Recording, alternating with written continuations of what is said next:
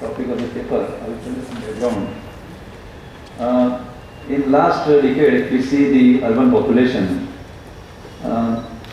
In Gujarat, it has gone almost more than 40%. The result is that the demand of the infrastructure has also gone up. And as a result, we see that there are a lot of the flyover projects, gate separators, ROBs, and even the river bridges. The current framework is that in the urban department, the detailed project report, it is prepared by the consultant. Of course, there is a client, there is a bridge cell department is there, who controls project monitoring and the other financial related activities. And there is a provision of two consultant. So DPR consultant who prepares DPR, tendering and other activities is done by department. Then later stage, again the design is issued by the DPR consultant, and there is a provision of proof checking. But in that framework, if we see in the last decade, there were a couple of construction accidents. In this case, again there was an accident and it was a heavy casualty. So government has set up one inquiry committee, and the scope of the inquiry committee was not only to find out the facts, but also to suggest the remedial measures and the regulatory framework to remove the lacunas in the present framework.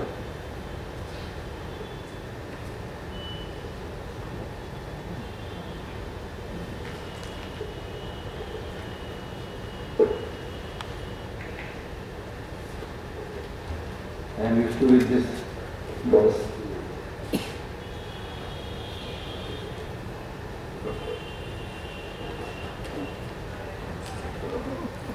So if we see the lessons from the past failure as far as the bridge is concerned, basically the documentation of any failure, it is never, rather rarely appreciated.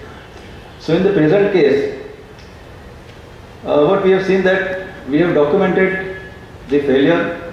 Not only that, we have gone up to the cause of the failure and how to take that rectification into current engineering practices, both in the regulatory framework as well as in the technical design. If we see the causes of failure with reference to bridges, flyover, the current scenario, if we see the last decade, overloading is the major cause. Of course, the aging and weathering is also there, but overloading, because if we see the survey in the public domain, the overloading has gone up to 2 to 2.5 times. So, failures on the bridges, if we see the main cause, it is the overloading, and the second is weathering and deterioration. We have carried out one survey that our total bridge asset, more than 50% bridges are over 75 to 100 years old. So those bridge assets require replacement. But again, our government accessor has limitations, so we cannot overnight replace those old structure. So overloading and weathering, these are the two major reasons for the failures in the last 1 or 2 decades. Again, the failure incidents, if we see during construction and in service conditions.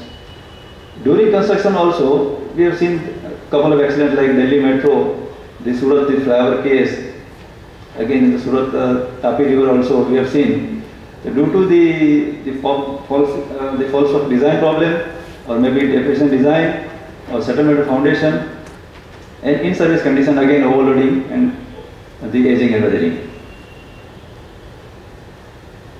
Now the objective of the failure investigation to establish potential deficiency in the design, construction and maintenance, and also to pinpoint failure mechanism and cause of failure, assessing the nature and extent of damage, and development of repair, restoration and retrofitting options, and avoid repeating of past mistake for the future construction.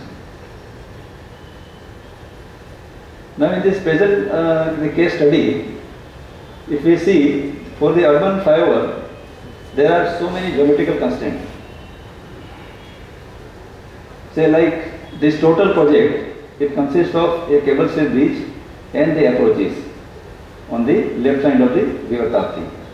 Now the total project is around 100 crore costing, divided into two packages. Package 1, that is the construction of cable stayed bridge, and package 2, that is construction of approaches. But here if we see, there is a sharp 90-degree curve, and you cannot, already there is a habitation, you cannot acquire the additional land width. So whosoever is a DPR consultant, he has to accommodate the entire design, entire the general arrangement within this limitation. So considering that, the designer has gone two obligatory span. One, that is the blue color, that is lower obligatory span going toward the Palle point. The upper one, that is going toward the Atwa police station. The problem of the design was in the upper one. So during construction, when the contractor started removing the formwork, that time the whole span collapsed.